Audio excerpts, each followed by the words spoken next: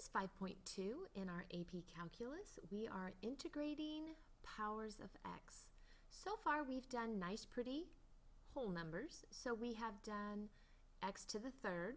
Okay, we add 1 to the exponent, divide by that same amount, no problem. We did fractions. So we just changed our radical into an exponential, which would be a 1/3 power, added 1, divided by that same number, no problem. If we had powers in the bottom, we brought them up as an x to the -2. We did the same power rule. We thought we were doing every power possible, but there's one that we have forgotten. For instance, the dreaded -1.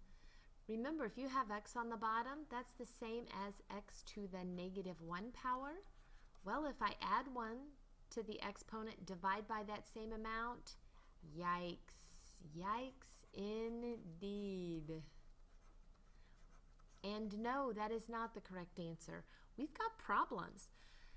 We can integrate any power of x except x to the -1 power.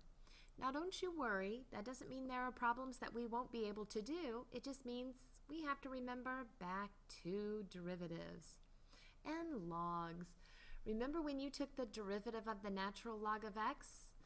We had the derivative of the natural log of x was 1 over x times the derivative of what you were taking the log of. So we had 1 over x. Oh, so if we have the integral of 1 over x, we get back to where we started. Remember that logarithms do have a domain restriction. What you're taking the log of has to be greater than 0. So now, when we integrate with natural logs, we know that since we have a u substitution, we are always on the lookout for a u substitution. So if we were to have a u substitution and substituted those u's in, du over u, so that's a u to the -1 power. When we integrate that, that's going to be the natural log of the absolute value of u. Now you'll notice we have the absolute value of u, so that ensures that u is positive. The original domain already says that u cannot equal 0, so we've got everything covered. We know that u has to now be positive. So when we integrate du over u, we know that's going to be the natural log of the absolute value of u. Now on number 1 here, our first example, they write 1 over t dt. That's exactly the same thing as dt over t. So you've got that perfect setup. We don't need to do a u substitution because I just have t to the 1 power on the bottom. So when I integrate, I'm going to have the natural log of the absolute value of t plus c. That's my final answer. Now we know we're not going to have very many problems like this where it's all nice and pretty. Once we learn our u substitution, I'm afraid we're going to be using that u substitution a lot. So when I look at number 2 here, I notice I've got a lot of stuff, dividing a lot of stuff. As long as the power on the bottom is bigger or equal to, you're kind of ready to go. If the power on top is bigger, then you'll have to do additional steps before you're ready to integrate. Now the best case scenario is when your power on the bottom is bigger than the power on the top, because you're going to try a u substitution. We're always going to try putting the denominator in as u because we can't have du in the denominator ever. Well, if I pick the bottom for my u, my du is going to be 5x to the 4th dx. And look at that, I've got that exact thing right here. So that means when I do my u substitution, this thing gets pretty attractive. So you've got your du on top, you've got all of that on the bottom is u. It's all u. When I integrate, I get the natural log of the absolute value of u plus c. And don't forget, you can never circle, box in, highlight an answer that has u. Remember, it's not all about you, or me for that matter. But there isn't a me substitution, so it just sounds neater if I say u substitution. Let's try a couple more. Now 3 and 4, they're very similar, but but we treat them totally different. On the one, on number 3, my power on the bottom is bigger than the power on the top, so I'm not going to divide. I have 2 terms on the bottom. That also lets me know I'm not going to divide. I'm going to try my U substitution because there's no way I can divide it. There's no way I can factor it. There's no way I can personally simplify it. That means U substitution. The whole denominator is going to be my U. So that means du is going to be 2x dx. I don't have the 2, but remember, we can make it happen as long as we do it algebraically correct. So I'm going to put the 2 inside. I'm going to multiply by 1/2 because 1/2 times 2 is 1, and 1 does not change the value in any way. Now I have that du right there, and I have the u that I need, so I'm ready to rewrite this. I have that 1/2 out in front, du over u.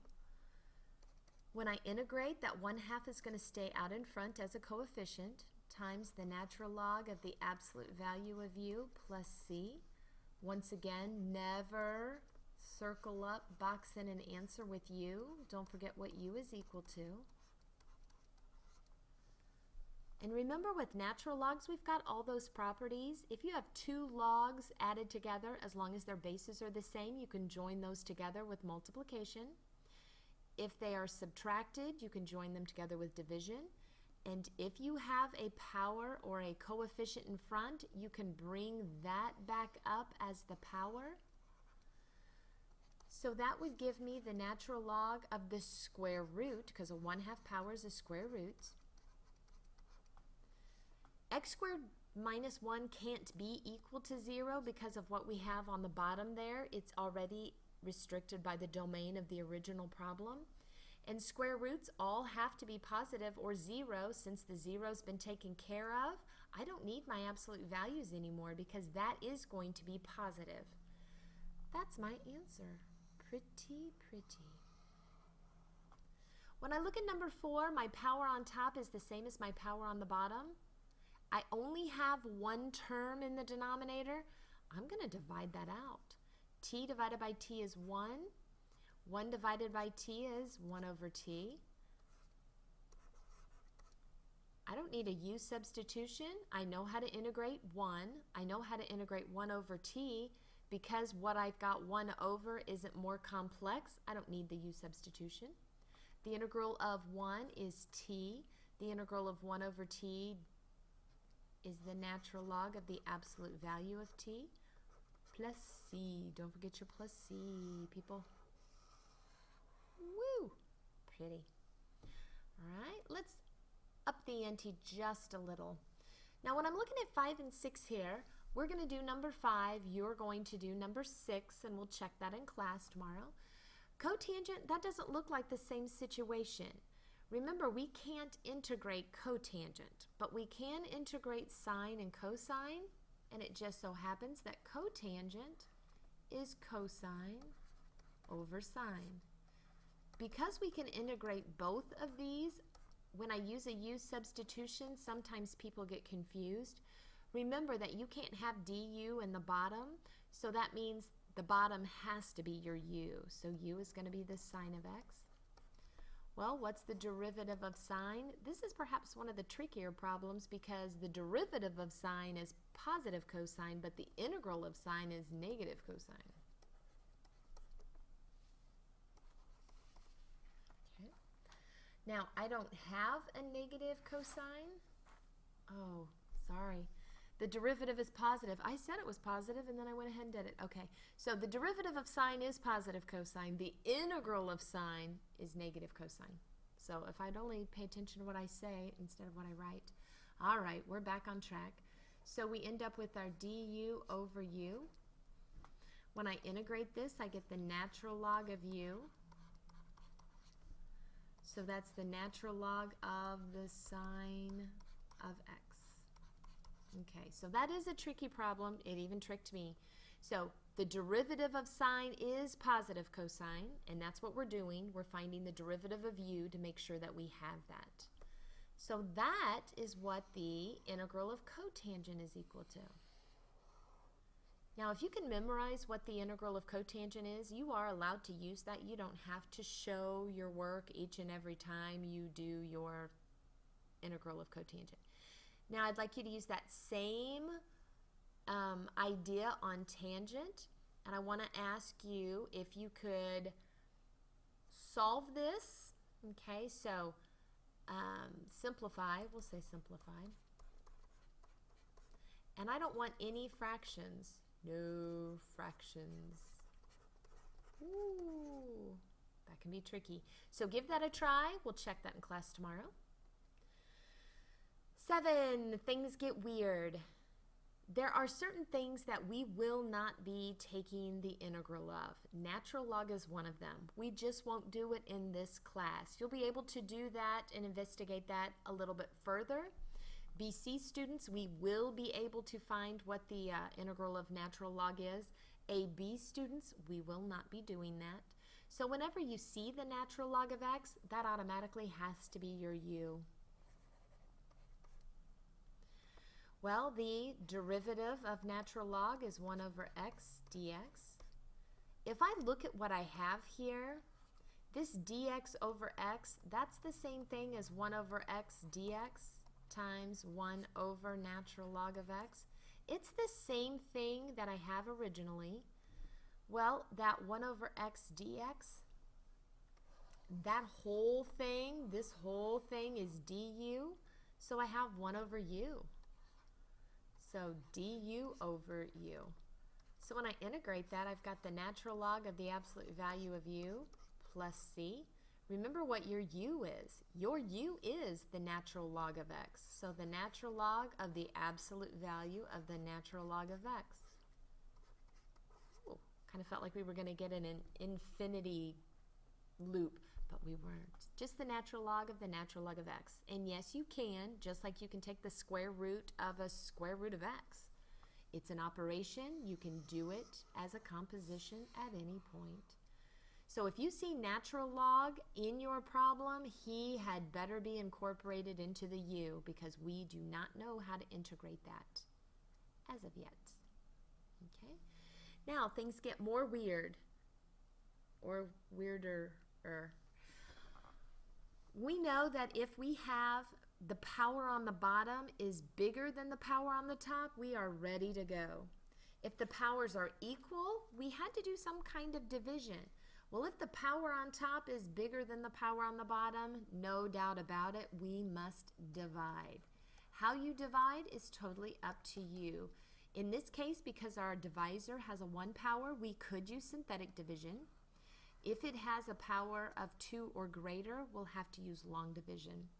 Well, if I use my synthetic division, x minus 2 equals 0 when x equals 2. So remember, we're using the root, not the factor. We look at our powers, 2, 7, negative 3. I don't need any placeholders because the powers go 2, 1, and then 0 for your constant. So we're ready to go. I'm going to drop that first number, and then I'm going to multiply, add, multiply, and then add. Because it started out with an x squared, when I divide by a 1 power, this is going to be 2x plus 11, and then I have my remainder, plus 19 over x minus 2.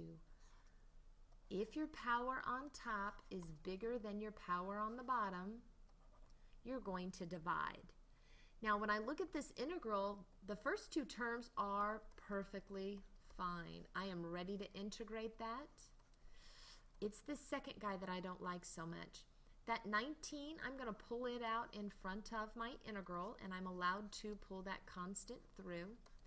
So now I just need a baby u substitution here to get this integrated.